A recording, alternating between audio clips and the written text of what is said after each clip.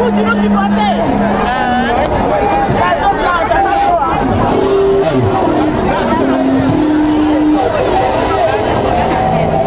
Chers amis, chers parents,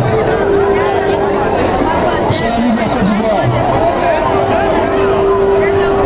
je voudrais vous remercier d'avoir répondu à ce moment à l'appel lancé par le CNUD.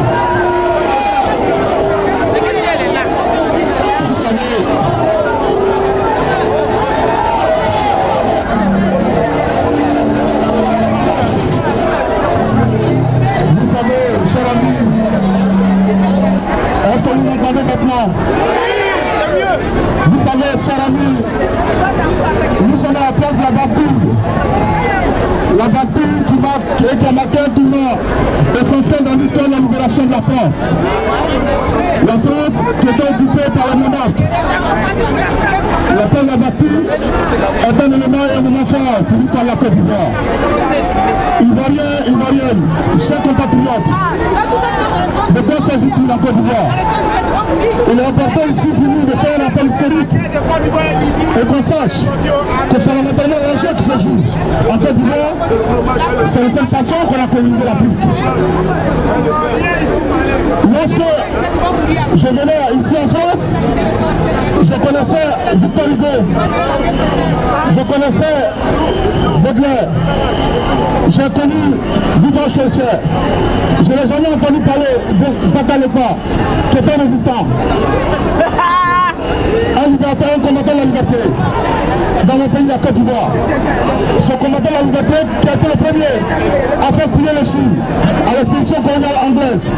Nous étions déjà en 1830 en Côte d'Ivoire. Ce monsieur-là, on n'a jamais entendu parler. Lorsque je venais en France, j'ai entendu parler de celui-là qu'on appelle Napoléon Bonaparte. Je n'ai jamais entendu parler de Sékou Béli, qui est un guerrier qui va du siècle de Sémian a fait plier la France. Nous étions en 1850.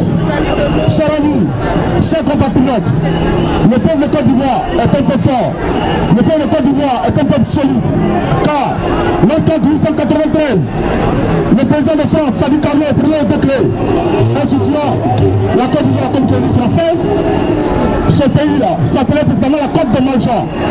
Parce que le combat qui nous a opposé à Cuba et au Congo, en 1870, sur un soutien d'artillerie, chers Ivoiriens, chers compatriotes, en ce moment-là, la France, cette France que j'aime, cette France des droits de l'homme, cette France des libertés, a financé l'expédition coloniale sous son propre. Car la France, le roi de France, s'est endetté auprès des groupes et des banques comme Rothschild, ici en France, pour financer l'expédition coloniale.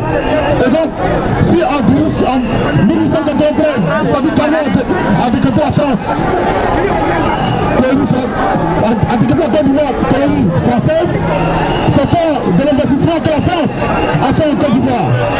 À partir de ce moment-là, vous savez, lorsque nous sommes nés, nous n'avons pas choisi de nous appeler Côte d'Ivoire. Nous n'avons pas choisi de nous appeler Terre de Bourdi.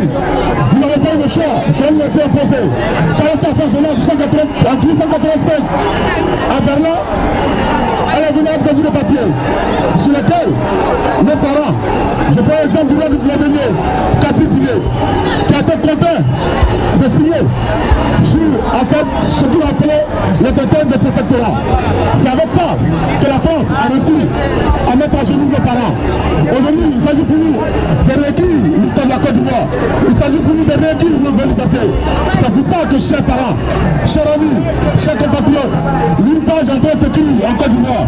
C'est une page de l'histoire. J'appelle les Ivoiriens de septembre qu'on se mobilise, qu'on essaie de s'organiser pour que la résistance se fasse autour du pays de l'embargo. Car depuis 1932, depuis 1932, la Côte d'Ivoire a été vendue à la France par un monsieur que je ne sais pas nommer ici. Nous étions en 1932, lorsque Jean-Rose, le patron des petits pains du Canada, le syndicat des Européens, le Côte d'Ivoire, Jean-Rose a passé la ville avec le président Félix Houphouët-Boigny. Aujourd'hui, il n'a pas président de Rwanda de mener son combat justement pour libérer le pays. Chers compatriotes, chers Ivoiriens,